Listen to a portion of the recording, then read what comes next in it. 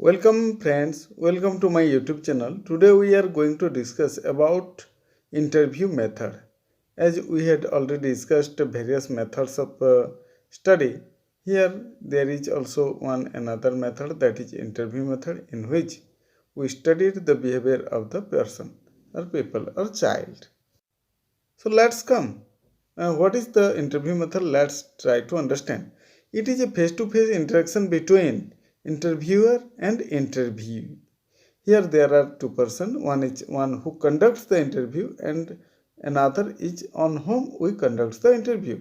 Then second point, the interviewer collects data, information from the interview about the problem. There is a problem in the candidate or in the subject or in the child on whom interviewer conducts or collects data, information related to his past or present or his about surroundings may be.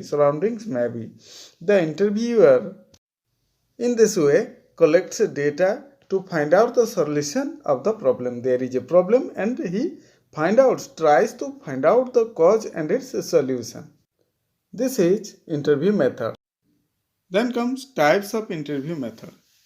It is divided according to purpose, design or structure into various types like research interview. When we used a tool to collect data or information for research purpose like interview schedule, rating scale or questionnaire, then or etc. Then we call it as research interview. Under it, we collect the data, information from the subject and we conduct or go ahead about our research. Second, individual interview. When interviewer conducts interview on one person at one time. When there are only two persons, one interview and second is interviewer, and there is interaction between them only and there is no third party and the interview is going on, then we say it as individual interview because there is no third party between them. Third one is that group interview. When there is one interviewer and other participants, there are more than one interviewee. Here means the candidates or child. Suppose more than 1, 2, 3, 4, 5 or 7 or up to 10. Here there is a limit up to 10. Then we say it that group interview means there is one person who will conduct the interview and there are more than one person who will face the interview. Then we say it as a group interview. Then come to another classification type. Under that, first one is the structured interview. Under it, the researcher or the interviewer follows standard procedure. There is pre-planning, pre-questioning, and there is planning order of questioning, and pre-decided and specific instructions are also there. Interviewer goes as per planning, no chance of deviation. This is structured interview. Means there is already planning and questioning and timing. All these things are planned and in that way the interviewer conducts the interview. There is no scope of his deviation. Second one is that unstructured interview. Under it, interviewer have freedom to reframe the question. Means he may not have that type of question or that question. Still, he have the right to add question or reframe the question. Can change the question or skip the question or also have right to delete the question with the interviewer. And again, here come to order of questioning. Suppose he is asking a question from serial number 1 to 10. He may also change the question or order of asking question 1 and then he may also directly come to the 5, 6, 7, 8. In this way, he decides at that time. In unstructured interview, it happens. Then in between interview, the questions may be added. Suppose he is thinking that 1 to 10, there are 10 questions and that questions are not sufficient. He may have right to add another question also. Then there is flexibility for interviewer. Here the interviewer have full flexibility. He can change, alter or skip the questions. In this way, it depends upon him how to conduct the interview or when to conduct the interview. Then come to steps of interview method or technique. Under it, there is preparation for the interview. There must be preparation. And what preparation? First one is that interview must be planned and very careful. What kind of planning should be there in it? First, all types of questions, order of questioning, direction of questions, all these should be planned, pre-planned. There should be a planning that what question will be asked or what will be the order, whether there will be sequence of questions or not, or haphazardly questioning will be asked. In this way, the interviewer have to decide or plan. Then second one is that it should be prepared prior to its actual interview on another person. The interviewer have to also plan and also execute the interview and on another person who is not the real interviewee. Second is that conduct of the interview. How to conduct? First, maintain a good relation with the interviewee. Suppose the candidate or the interview or the child or the individual on whom we are going to conduct the interview, if there will be no good relation between interviewer and interview, then there may not be good questioning and answer. So there is good relation is important. Questioning should be in a polite manner. If we ask him in a rude manner, the interviewee may afraid of you. So there should be politeness in the questioning. Situation should be relaxed and friendly. Ask one question after another and ask one question at a time. If we are asking more than one question at a time, he may not give the right answer. Then repeat questions if needed. Suppose if the interview cannot understand, we have to again repeat the questions also. And ensuring that the interview understands the language of interviewer. Here there is a language also one important factor. Under 7, interviewer should have patience in hearing and he should be careful that when we are conducting a interview, the interviewee have to speak only once, but we have to be careful how we are listening and what we are listening is more important. Allot sufficient time for response. Avoid suggesting answering. Remain calm on getting the answer, not to be worried, angry, or too happy. When we are asking and getting the response, we should not be overexcited.